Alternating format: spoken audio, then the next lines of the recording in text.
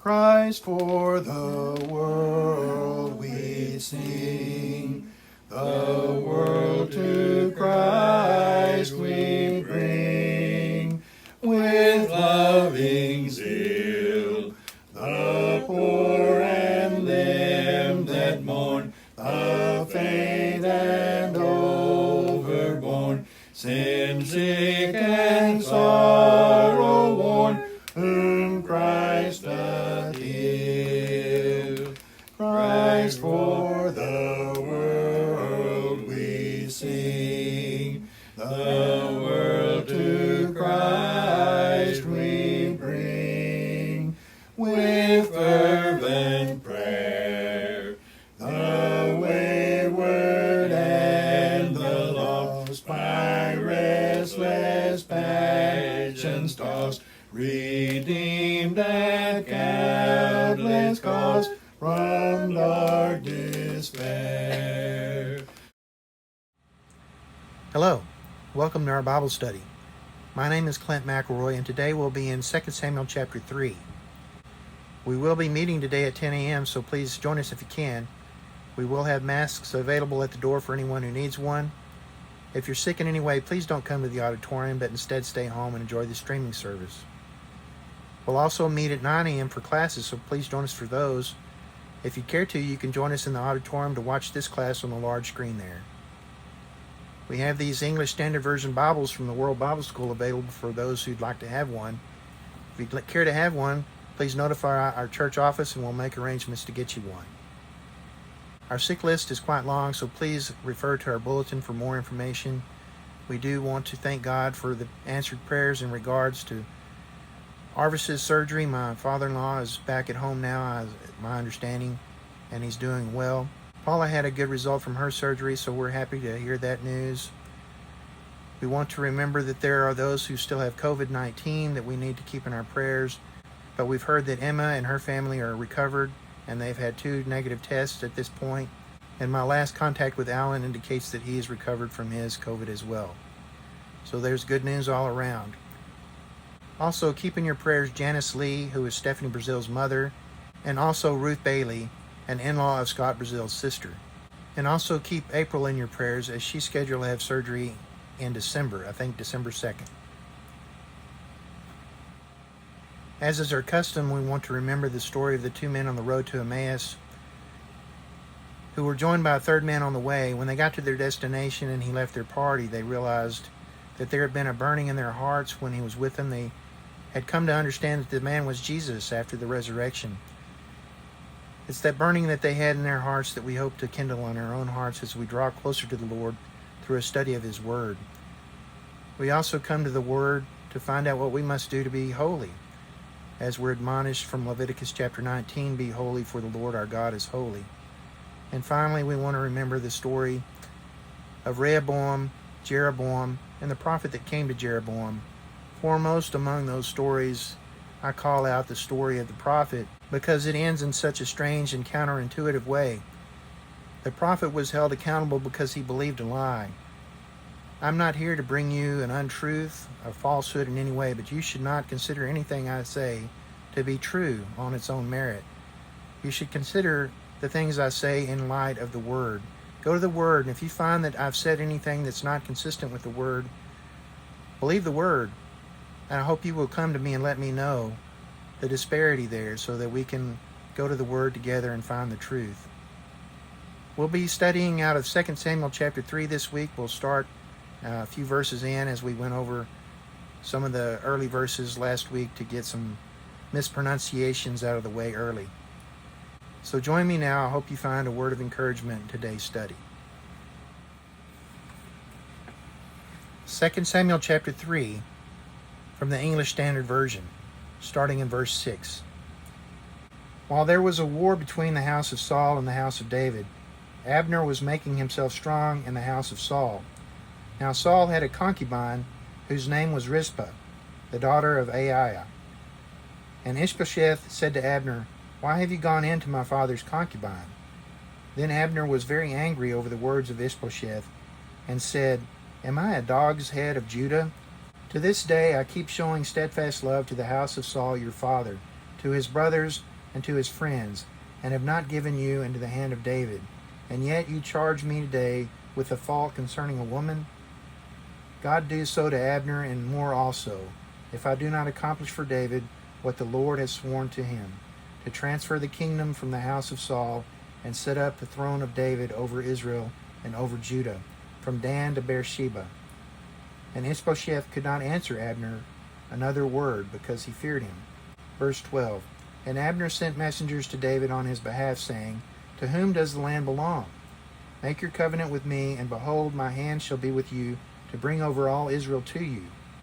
And he said, Good, I will make a covenant with you, but one thing I require of you, that is, you shall not see my face unless you first bring Michal, Saul's daughter, when you come to see my face.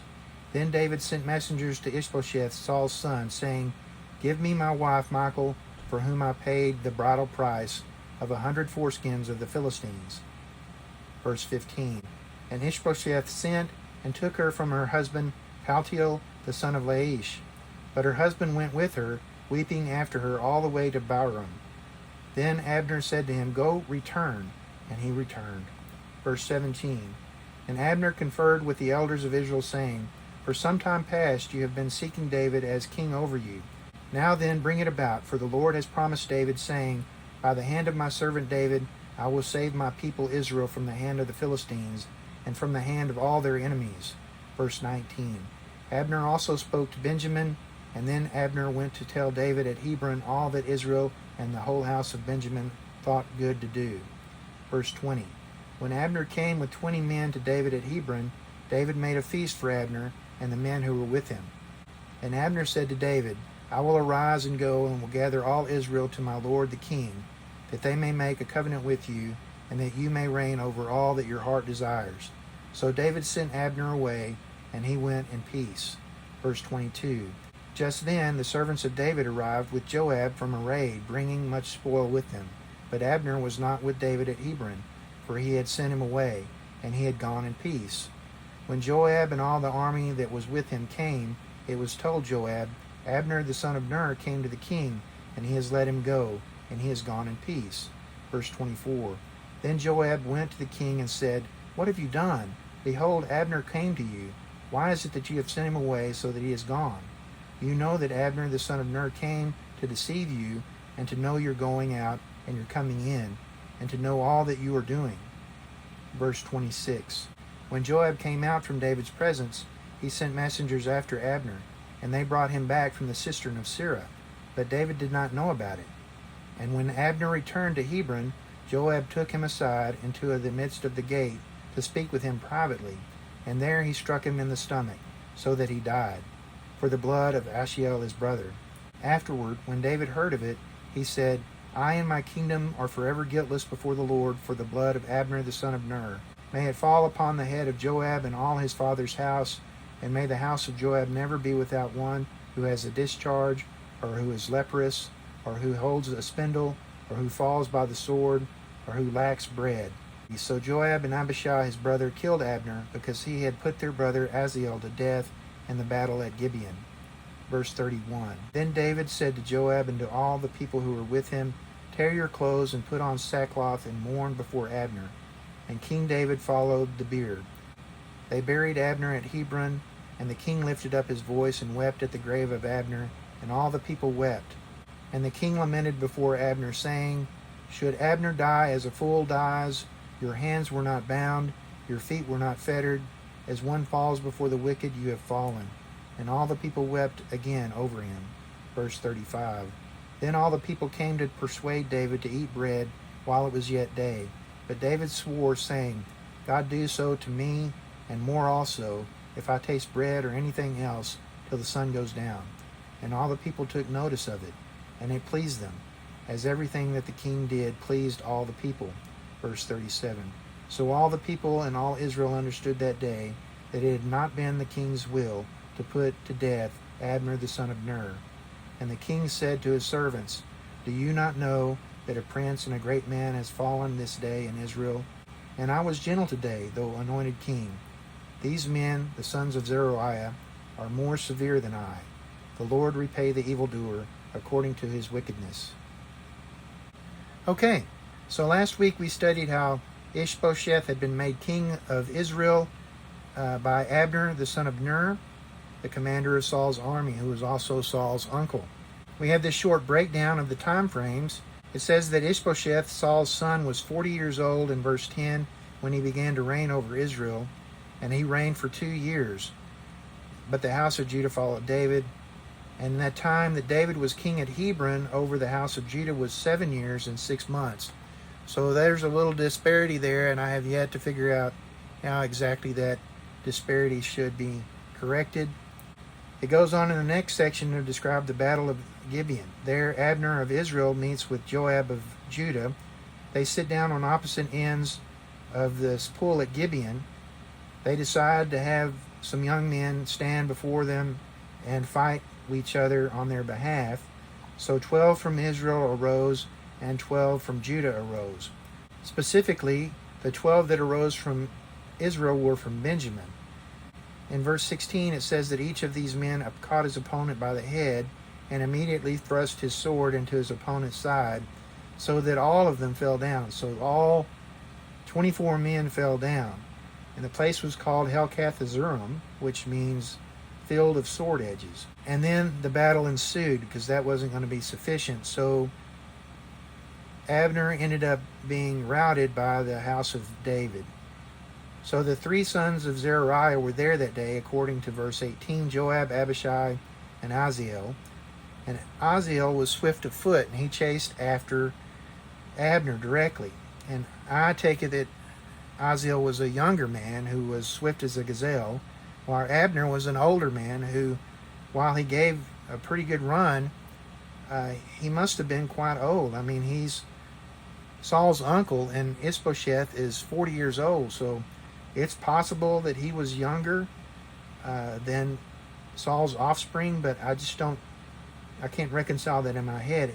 In my mind, he was at least as old as Saul, which again, in my mind, puts him about 60 years old if Ishbosheth is 40. So here he is running from this young man. He turns and recognizes that it's Aziel, and he says, Aziel, turn to the left or right, take one of these other men for your spoil. Don't come after me. I don't want to kill you, because if I kill you, how can I then face Joab, knowing that I've killed you, his brother? But Aziel wouldn't turn from chasing after Abner, so Abner struck him with the butt of his spear. Again, Abner's in front. I'm seeing this in my mind's eye, and Aziel's behind, so he has the butt of his spear and jabs it back through Aziel's belly, and it comes out his back and kills him instantly. And all who came to the place where Aziel had fallen stood still, it says in verse 23. Joab and Abishai pursue Abner, and they pursue him and all the Benjamin that's left to the hill of Ammah, which is before Giah. I think I was saying Gila last week, but it's Giah.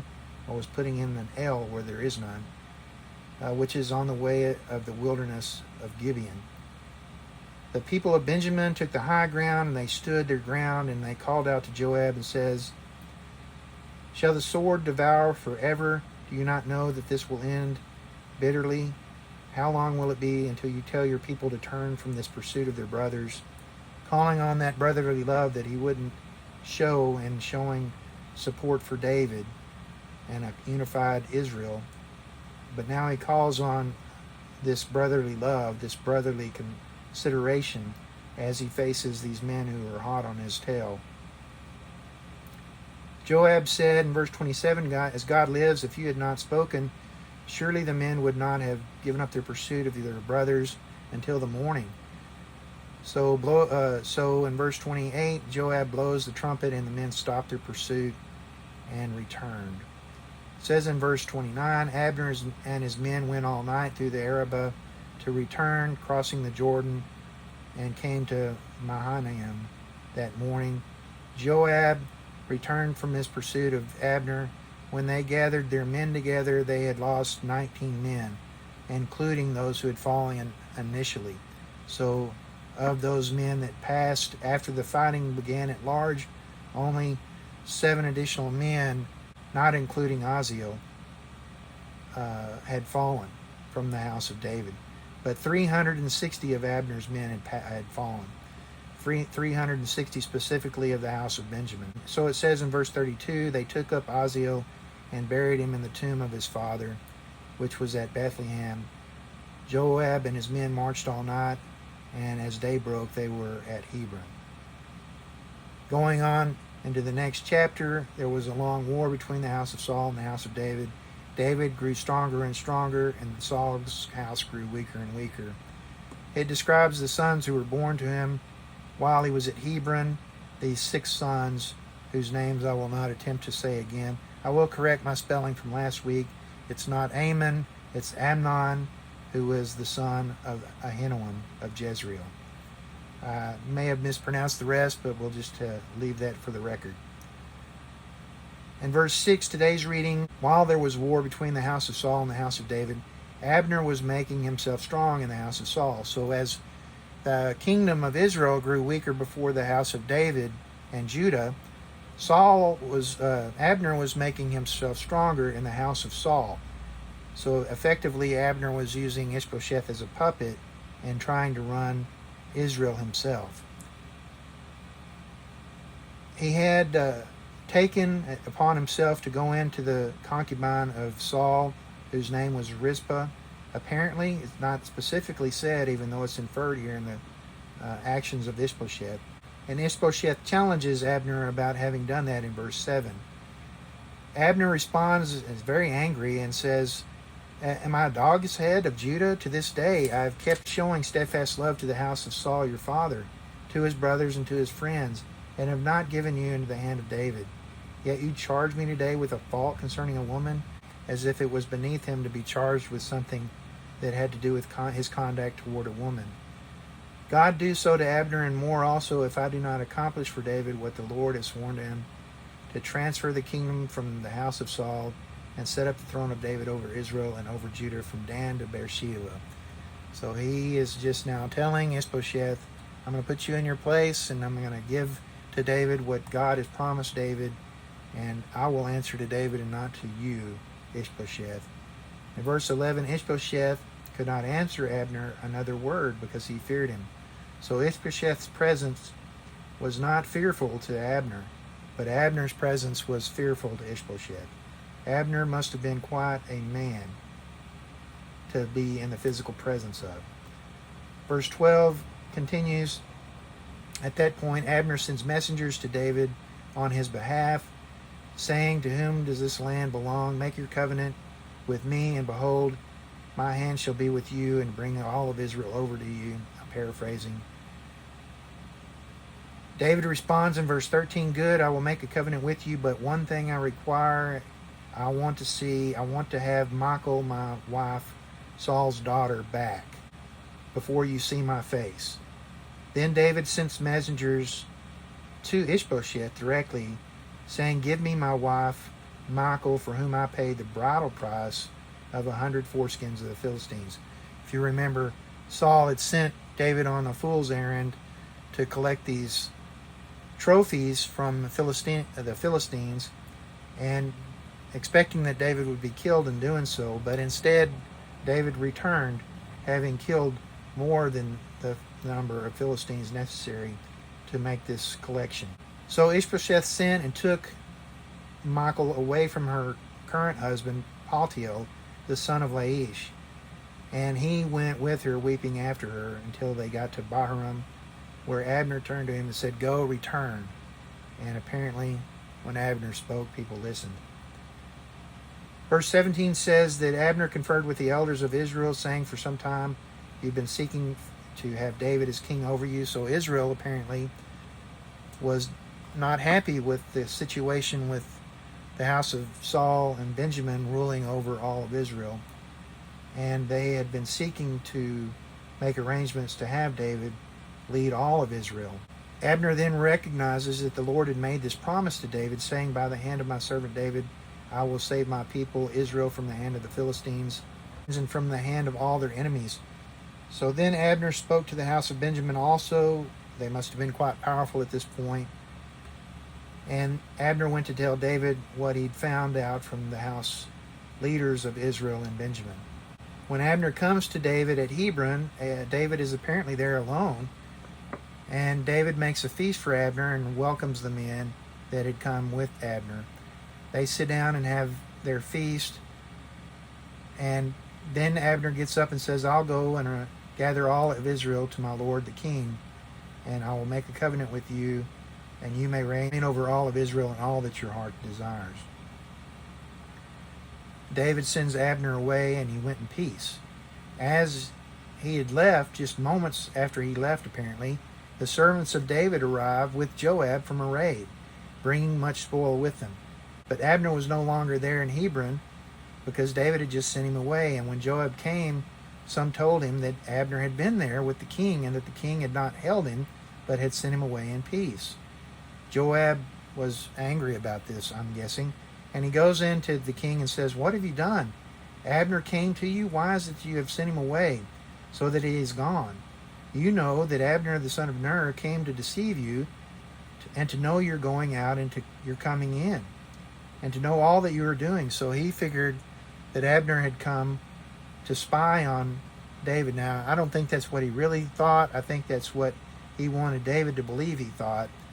He was angry because he had lost out on a chance to kill Abner. It was his intention to kill Abner. That's my personal belief on that point. Then he leaves the king's presence, and as he goes outside, he sends messengers after Abner, Joab does, and they go out and bring him back from the cistern at Sirah, because he was not that far away. But David did not know that they had done this.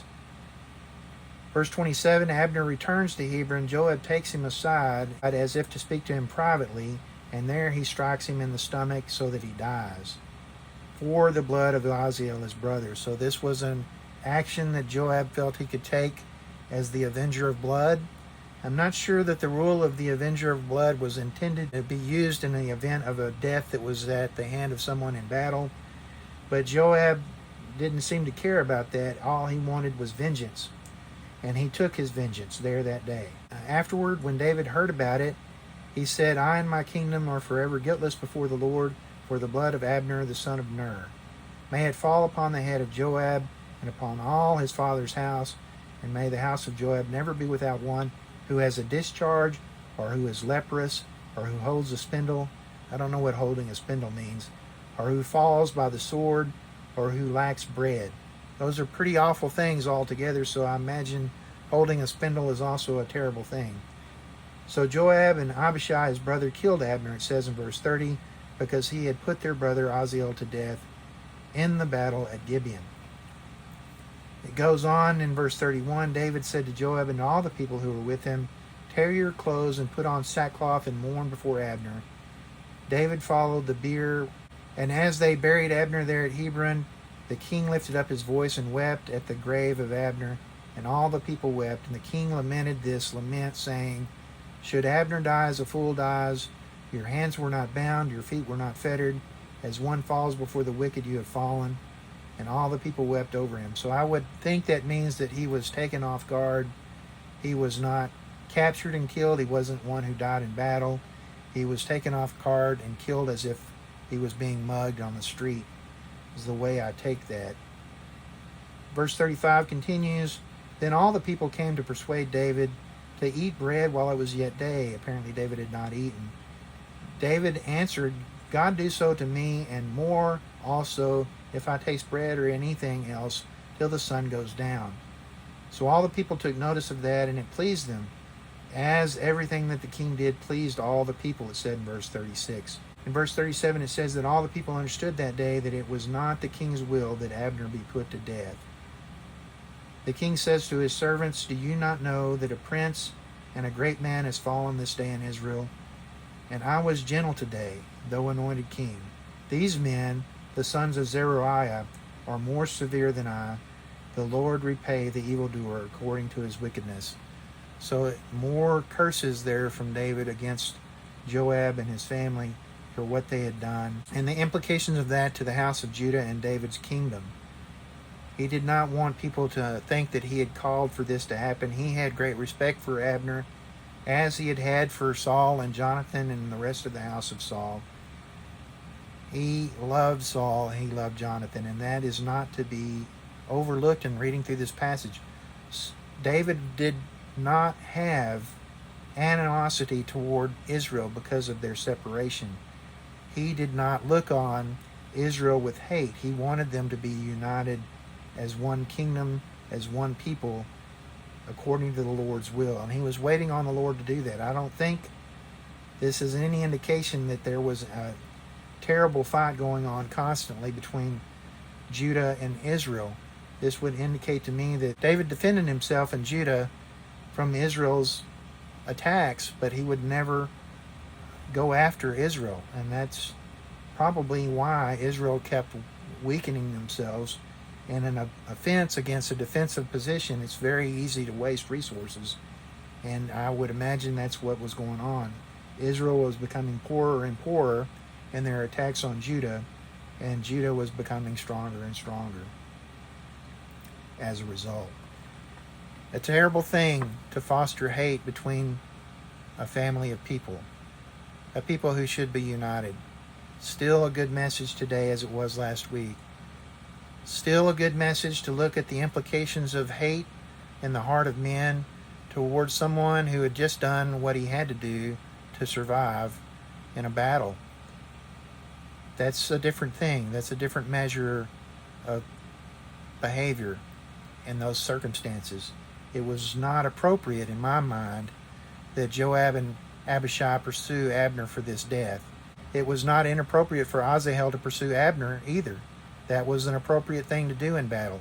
But Asahel died a legitimate death in battle because he was fighting with someone who was going to kill him if he didn't kill him first. That's what happens in fights. Those are the rules of engagement. You engage to find out who the victor is. And when a draw is called on, then it needs to be a draw. The fighting needs to cease. Joab and Abishai did not cease their fight. In their hearts, anyway. Lessons to be learned there.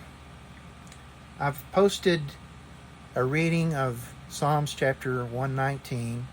After that admonition from Scott last week in his sermon, I felt compelled to post a reading there. So I hope you will take advantage of that and follow through with some of what Scott had said we should do with Psalms 119 and encourage yourself with that material as you see fit. I hope you will join us today at 10 a.m. if you can for worship service. If you're sick in any way, please don't come to the auditorium, but instead stay home and enjoy the streaming service. God bless and have a great week.